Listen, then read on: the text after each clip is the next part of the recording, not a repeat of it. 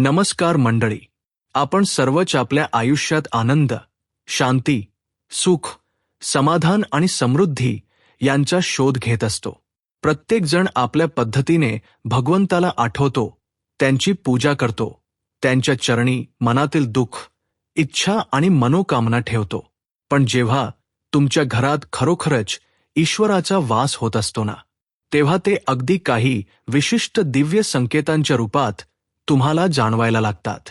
आज आपण त्या दिव्य 11 संकेतांबद्दल अगदी सविस्तर, खोलवर आणि सोप्या भाषेत जाणून घेणार आहोत. कारण हे संकेत समजले तर तुम्हाला स्वतःच कळेल की ईश्वर तुमच्या घरात आले आहेत आणि त्यांच्या कृपेची छाया तुमच्या परिवारावर पडत आहे. घरात ईश्वराचा वास म्हणजे काय? अनेकांना असा प्रश्न पडतो की भगवंताचा वास होतो म्हणजे नेमकं काय? याचं खूप सुंदर उत्तर आहे. ईश्वराचा वास म्हणजे घरातील वातावरण दिव्य होणं, मनात एक अवर्णनीय शांतता निर्माण होणं, घरातील ऊर्जेचं स्तर अचानक बदलणं, नकारात्मक वातावरण कमी होऊन सकारात्मकता वाढणं, खानामिक दैवी शक्तीची जाणीव होणं. अनेक वेळा भक्तांना भगवंत दिसत नाही, पण त्यांच्या उपस्थितीची अनुभूती मात्र नक्की होते. हाच तो भाव आजच्या स्क्रिप्टचा मुख्य भाग आहे. संकेत क्रमांक 1. ब्रह्ममुहूर्तात उठणं व दैवी स्वप्न दिसणं. मंडळी, ब्रह्ममुहूर्त हा दिवसातील सर्वात पवित्र कालखंड असतो. साधारण 3 ते 5:30 या वेळात आध्यात्मिक ऊर्जा अत्यंत जागृत असते. जर तुम्ही दररोज एकाच वेळी ब्रह्ममुहूर्तात उठत असाल किंवा डोळे अचानक उघडत असतील, जरी तुम्ही गजर लावलेला नसला तरीही, तर हा संकेत आहे की तुमच्या मनावर व घरावर ईश्वराची विशेष कृपा पडत आहे. याहूनही विशेष म्हणजे जर याच वेळी तुम्हाला दिसत असेल की तुम्ही मंदिरात पूजा करत आहात व मंत्र जपत आहात व देवाच्या मूर्तीसमोर उभे आहात, घंटा शंखाचे आवाज येत आहेत, तर हे अत्यंत शुभ चिन्ह आहे. ही स्वप्ने का येतात? कारण या वेळेत तुमची मनस्थिती पूर्णपणे शांत असते आणि दैवी शक्तींशी तुमचं सटल कनेक्शन तयार होतं.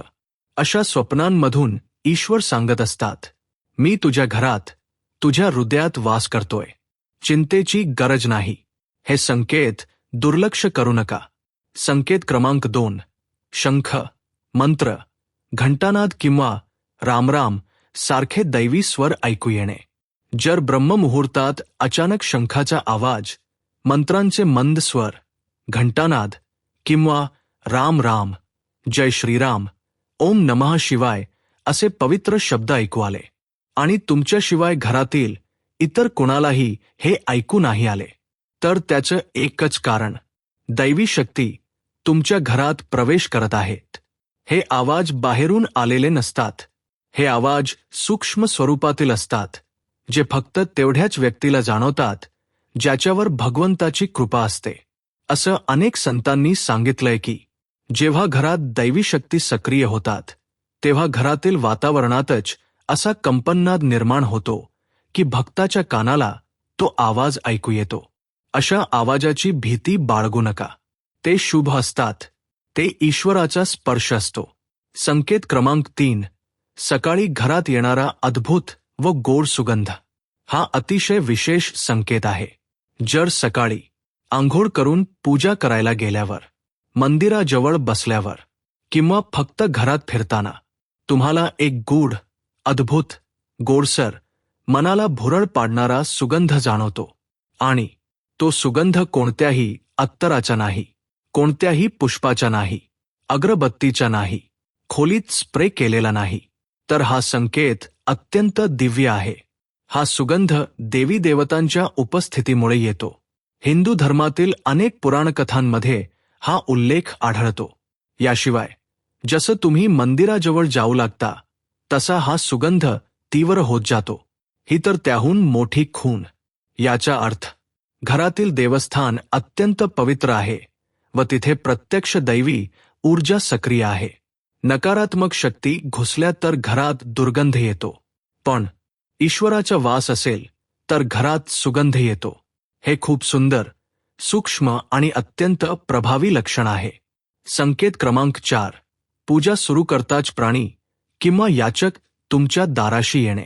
भारतीय संस्कृतीत गाय, कुत्रा, कावळा, चिमणी, मांजर, इवन भिकारीही दैवी संकेत मानले जातात.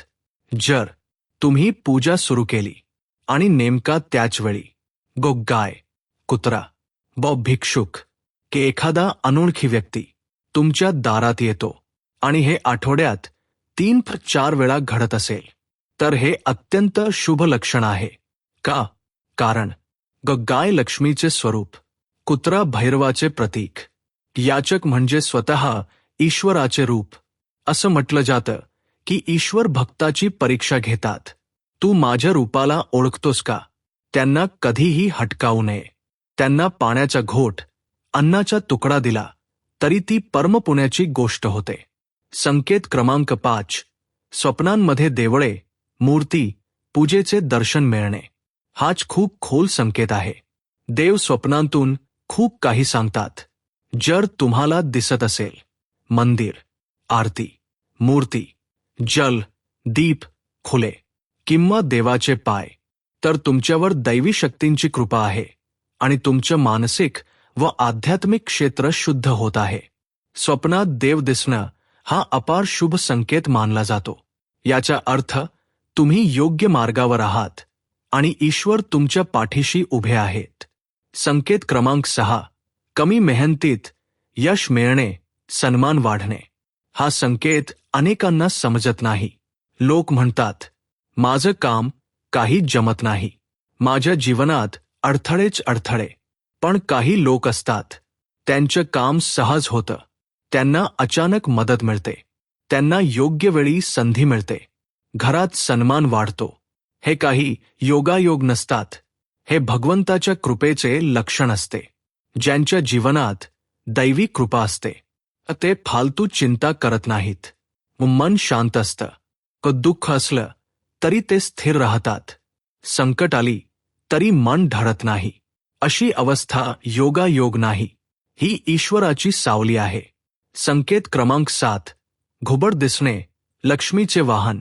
अचानक घुबड दिसलं रस्त्यावर, घराजवळ किंवा छपरावर बसलेलं, मग लक्षात ठेवा, तो साधा पक्षी नाही, तो लक्ष्मी मातेचे वाहन आहे. घुबड अचानक दिसणं म्हणजे समृद्धीचा कालखंड सुरू होणार आहे. अनेक ज्योतिषग्रंथांमध्ये हे संकेत समृद्धीचे प्रतीक मानले जातात. संकेत क्रमांक 8. खाण्यापिण्याच्या सवयींमध्ये अचानक बदल होणे. हा संकेत जरा विचित्र वाटू शकतो, पण तो अत्यंत महत्त्वाचा संकेत आहे. जे घर स्वच्छ असतं, जे घर सकारात्मकतेने भरलेलं असतं, जे घरात रोज दीप, मंत्र, जप, पूजा, स्तोत्र, धूप, शंख, घंटा यांच्या नादाने पवित्र होतं, त्या घरातील लोकांच्या मनावर, शरीरावर, ऊर्जेच्या प्रवाहावर, अगदी खाण्यापिण्याच्या सवयींवरही दैवी प्रभाव पडू लागतो. जर आधी जास्त भूक लागत असेल पण अचानक भूक कमी होऊ लागली, कमी अन्नही पोटभर वाटू लागले, मांसाहाराची इच्छा आपोआप कमी झाली, व्यसन किंवा चुकीच्या सवयीपासून मन आपोआप दूर जाऊ लागले, तर हा दिव्य आणि अत्यंत शुभ संकेत आहे. माता लक्ष्मी ज्या घरात येतात त्या घरातील लोकांच्या जीवनशैलीत शुद्धता वाढते, मन शांत होतं, क्रोध कमी होतो, शरीर हलकं वाटू लागतं, जीभ साध्या अन्नाकडे वळते. हे सर्व ईश्वरवासाचे परिणाम आहेत. अनेक संत म्हणतात, जिथे ईश्वराचा वास असतो तिथल्या लोकांना बाह्य सुखांची लालसा नसते. ते अंतर्मुख होतात, त्यांचा आहारही साधा आणि पवित्र होतो. हा संकेत ओळखला पाहिजे. संकेत क्रमांक 9. घरात स्वच्छता, झाडू आणि तेज राखला जाणे. हा अतिशय महत्त्वाचा संकेत. माता लक्ष्मीला स्वच्छता अत्यंत प्रिय. ज्या घरात घाण, अव्यवस्था, अनाठायी वस्तू, धूळ, अंधार, कोबवे असतात, तिथे पैसा राहत नाही, लक्ष्मी राहत नाही, दैवी शक्ती टिकत नाहीत. पण ज्यांच्या घरात नेहमी झाडू मारलं जातं, देवघर स्वच्छ व सुबक असतं, घरात सुसंगती असते, मंद प्रकाश, सुगंध आणि साधेपणा असतो, त्या घरात लक्ष्मीचा वास टिकतो. तुम्ही बाहेर जाताना एखादी व्यक्ती घराबाहेर झाडू मारताना दिसली तर तेही शुभ मानलं जातं. हा संकेत आहे तुमच्यावर लक्ष्मी मातेची कृपा पडत आहे. स्वच्छता म्हणजे फक्त धूळ काढणे नाही. स्वच्छता म्हणजे मनाची स्वच्छता, नात्यांची स्वच्छता, वागण्याची स्वच्छता, घरातील ऊर्जेची स्वच्छता. जिथे स्वच्छता असते तिथेच ईश्वराचा वास असतो. संकेत क्रमांक 10. शंखाचा आवाज ऐकू येणे. दैवी घोषणा. शंख हा समुद्राचा देणा आणि समुद्र म्हणजे भगवान विष्णूंचं नाभिस्थान. शंखाचा आवाज घरात कंपन निर्माण करतो. हे कंपन नकारात्मक ऊर्जा दूर करतं, वातावरण शुद्ध करतं, मन शांत करतं. जर तुम्हाला सकाळी उठल्यानंतर अचानक शंखाचा आवाज ऐकू आला आणि उगाच बाहेर कुठेही शंख वाजत नसेल तर हा अत्यंत शुभ संकेत आहे. या आवाजाचा अर्थ एकच, लक्ष्मी मातेचे आगमन होत आहे. शंखाचा आवाज काही वेळा जीवांच्या कानाने ऐकू येतो तर काही वेळा फक्त मनाच्या सूक्ष्म स्तरावर. ही दैवी अनुभूती असते. संकेत क्रमांक 11. सलग 3 दिवस नीलकंठ पक्षी दिसणे. हा अत्यंत दुर्मिळ आणि अत्यंत शक्तिशाली संकेत आहे. नीलकंठ म्हणजे शिवाचे वाहन. नीलकंठ दिसणे म्हणजे महादेवाची कृपा, अत्यंत शुभ काळाचा आरंभ, मनोकामना पूर्ण होण्याचे संकेत. जर तुम्ही घरातून बाहेर पडताना सलग 3 दिवस नीलकंठ पक्षी पाहिला तर समजा की महादेवाने तुमचे ऐकले आहे. हे योगायोग नसतात. नीलकंठ हा पक्षी साधा पक्षी नाही, तो दैवी संकेत देणारा पक्षी आहे. अनेक ग्रंथात उल्लेख आहे की नीलकंठ दिसणे म्हणजे Paramshiva grace is activated in your life. यानंतर तुमच्या आयुष्यातील अनेक अडचणी सहज दूर होऊ लागतात. संकेत क्रमांक 12. घराजवळ चिमणी घरटे बांधणे. जर घराच्या मुख्य दरवाज्याजवळ चिमणी घरटे बांधते तर हा खूप खूप खूप शुभ संकेत असतो. चिमणी कधीच नकारात्मक घरात घरटे बांधत नाही, वाईट ऊर्जेत राहत नाही, असंतुलित वातावरणात राहत नाही. चिमणी तिथेच घर करते जिथे शांतता, प्रेम, सकारात्मक ऊर्जा, देवाची कृपा. उलट चिमणी ही लक्ष्मीचे प्रतीक आहे. जर चिमणीने घरटे बांधले असेल तर तुम्हाला तिला काही त्रास देऊ नये. तिच्यासाठी पाणी, दाना ठेवावा, कारण चिमणीची उपस्थिती म्हणजे ईश्वराने त्या घराला पवित्र मानलं आहे. याचा अर्थ तुमची प्रार्थना, पूजा, पाठ, उपासना सर्व सिद्ध होत आहेत. संकेत क्रमांक 13. स्वप्नात माकडांचा कळप दिसणे व घराजवळ माकड येणे. माकड म्हणजे हनुमंताचे स्वरूप. स्वप्नात माकड दिसणं म्हणजे संकटे दूर होणे, शत्रूंचा नाश होणे, घरात शक्तिशाली संरक्षण तयार होणे. जर तुम्ही घराबाहेर जाताच माकडांचं टोळकं दिसलं किंवा एखाद माकड तुमच्या घराजवळ वारंवार दिसत असेल तर हा संकेत आहे की तुमची पूजा, प्रार्थना सिद्ध होत आहे. माकड साधं प्राणी नाही, ते हनुमंताचे दूत असतात. अन्न देणे, पाणी देणे अत्यंत पुण्यकारक आहे. यामुळे घराची रक्षा होते, वाईट शक्ती दूर राहतात, संकट टळतात. संकेत क्रमांक 14. घरात कोणताही स्प्रे न लावता सुगंध येणे. हा संकेत खूप लोकांना अनुभव येतो. घरभर ताजेपणा, मंद सुगंध, शांत सुवास आणि कोणतीही अगरबत्ती, धूप, स्प्रे वापरलेले नसते. हा संकेत सांगतो की देवी देवतांची ऊर्जा तुमच्या घरात सक्रिय झाली आहे. या सुगंधाचा अनुभव मंद ओ शांत, मन रमवणारा, अतिशय दिव्य असा असतो. देवाचा सुगंध साधा नसतो, तो ओळखता येतो. मन शांत होतं, घरात गोडवा वाढतो. संकेत क्रमांक 15. पूजा दरम्यान अतिथी येणे. भारतीय परंपरेत अतिथी म्हणजे देवच. अतिथी देवो भव हे आपण छोटपणापासून ऐकतोय. जर तुम्ही पूजा करत असताना नातेवाईक, मित्र, भिक्षुक किंवा अनोळखी व्यक्ती घरात आले तर हा अत्यंत शुभ संकेत आहे. त्यांनी भेटवस्तू दिली तर त्याहून शुभ. याचा अर्थ पूजा स्वीकारली गेली आहे. हे देखील संकेत आहे की देवाने तुमच्या घरात प्रवेश केला आहे. दीपाची ज्योत अचानक तेजस्वी होणे पूजा सिद्ध होण्याचे चिन्ह. हे लक्षण अतिशय प्रभावी आहे. पूजेत दरम्यान जर तुमच्या समोरचा दीप अचानक तेजस्वी झाला, जास्त उंच पेटू लागला, कंपन वाढले, ज्वाळा टिमटिमू लागली, तर हा संकेत आहे ईश्वर तुमची पूजा स्वीकारत आहेत. ज्योत म्हणजे देवाचा श्वास. ज्योत म्हणजे दैवी ऊर्जा. ज्योत आनंदात नाचली तर समजा पूजा यशस्वी झाली. रात्री 3 ते 5:30 दरम्यान वारंवार जाग येणे. हा संकेत मागील भागात आपण थोडक्यात पाहिला, पण आता त्याचा आध्यात्मिक अर्थ खोलवर समजून घेऊ. ही वेळ ब्रह्ममुहूर्त. याच वेळी देवी देवतांची शक्ती जागृत असते. दैवी आशीर्वाद सहज मिळतो. मन आणि ऊर्जा उच्च स्तरावर असतात. विचार शुद्ध असतात. जर या वेळेत तुमचे डोळे अचानक उघडत असतील तर त्याचा अर्थ दैवी शक्ती तुमच्याशी संवाद साधत आहेत. याला कधीही नकारात्मक समजू नका. ही अत्यंत पवित्र घटना असते. संकेत क्रमांक 16.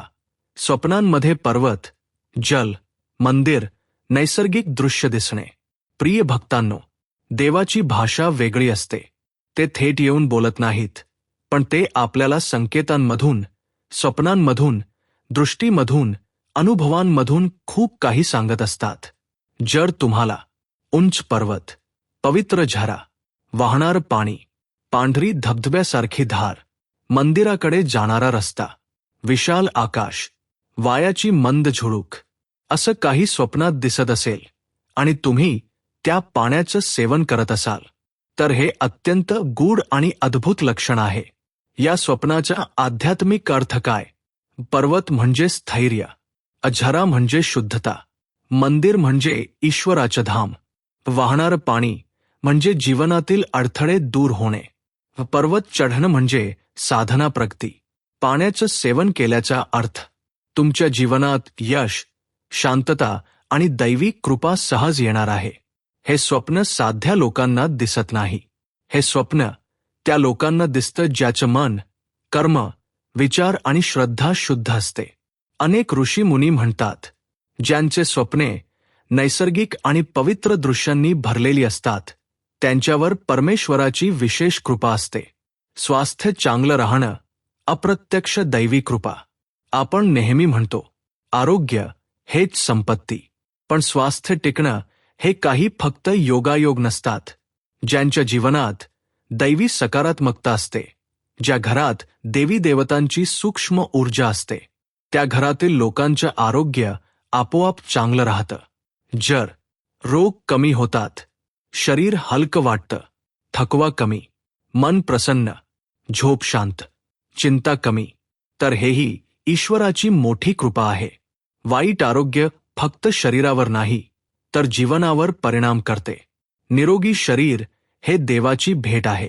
योग्य जोडीदार मिळणे दैवी कृपेचं लक्षण. आपल्यासोबत आयुष्यभर राहणारा जीवनसाथी योग्य मिळणे हे भाग्य असते. कारण चुकीचा जोडीदार मिळाला तर जीवनाचं सुख नाश पावू शकतं. अनेक लोक चुकीच्या विवाहांमुळे संपूर्ण आयुष्य दुःखात घालवतात. पण काही लोकांना प्रेमळ, समजूतदार, शांत स्वभावाचा, समर्थन देणारा, आदरणीय असा जोडीदार मिळतो. हेही ईश्वराची मोठी कृपा आहे. जीवनसाथी म्हणजे गृहस्थ जीवनाची पाया, आनंदाचं कारण, मानसिक स्थैर्य, कुटुंबाची प्रतिष्ठा. योग्य जोडीदार म्हणजे ईश्वराने निवडलेला व्यक्ती. संकेत क्रमांक 17. आज्ञाधारक मुले, घरात शांतता. आजच्या युगात बहुतांश पालकांच्या तक्रारी असतात. मुलं ऐकत नाहीत, आपलेच सांगणे उलटतात, अभ्यास करत नाही, वाईट संगतीत पडतात. म्हणूनच ज्या घरात मुलं आज्ञाधारक, संस्कारी, घराचा मान राखणारी, पालकांचा आदर करणारी, योग्य समजणारी अशी असतात, त्या घरात ईश्वराचा पक्का वास असतो. अशा मुलांवर त्यांच्या इष्टदेवाची विशेष कृपा असते. हे संकेत सांगतात या घरात देवाची छाया आहे. भक्ताचे घर जितके शांत, सौम्य, प्रेमळ, तितकाच दैवी प्रकाश अधिक असतो. मन स्थिर असणं, रागावर नियंत्रण ठेवणे, दैवी प्रेरणा. प्रत्येकाला राग येतो, पण ज्या व्यक्ती रागावर नियंत्रण ठेवू शकतात, शांततेने निर्णय घेऊ शकतात, कोणत्याही कठीण परिस्थितीत मनाने स्थिर असतात, त्यांच्यावर देवाची कृपा असते. मन स्थिर ठेवणे हे महान तप आहे. साधकाला मिळणारी ही दैवी शक्ती आहे. ईश्वराची कृपा असली की मन शांत, विवेक जागा, चांगले निर्णय, जीवनात संतुलन. ईश्वर आपल्या हृदयाच्या मध्यभागी बसलेले असतात, म्हणूनच ही स्थिती सहज मिळते. संकेत क्रमांक 18. देवता समान व्यक्ती घरात येणे. हा संकेत अतिशय खोल आणि शक्तिशाली आहे. भारतीय संस्कृतीत काही व्यक्ती देवता समान मानल्या जातात. आई वडील, गुरु, संत, ब्राह्मण. जर तुमच्या घरात पूजा करताना यांपैकी कोणी येत असेल, अनायसे घरात प्रवेश करत असेल, तर ही पूजा स्वीकारली गेल्याची खात्रीची खूण आहे. ईश्वर नेहमी आपल्या दूतांमधून संकेत देतात. आई वडील म्हणजे देवांचे रूप आहेच. यांना रिकाम्या हाताने पाठवू नये. काहीतरी दान, आदर, भोजन, पाणी देणे हे अत्यंत पुण्य आहे. पूजा दरम्यान फुल, माळ, पान खाली पडणे, अंतिम दिव्य संकेत. हा संकेत सर्वात प्रभावी आहे. जर तुम्ही पूजा करत असताना मूर्तीवरील फुल खाली पडलं, माळ तुमच्या समोर पडली, चंदनाचा भाग स्वतःहून ढळला, दीपाची ज्योत तुमच्याकडे वळली, तर हा संकेत 100 दैवी आहे. याचा अर्थ तुमची मनोकामना पूर्ण होणार आहे. देव तुमच्या घरात आले आहेत. पूजा सिद्ध झाली आहे. हा संकेत कधीही दुर्लक्षू नये. हा संकेत म्हणजे देवाचा आशीर्वाद प्रत्यक्ष स्वरूपात मिळणं. घरी अचानक शांती आणि आनंद निर्माण होणे.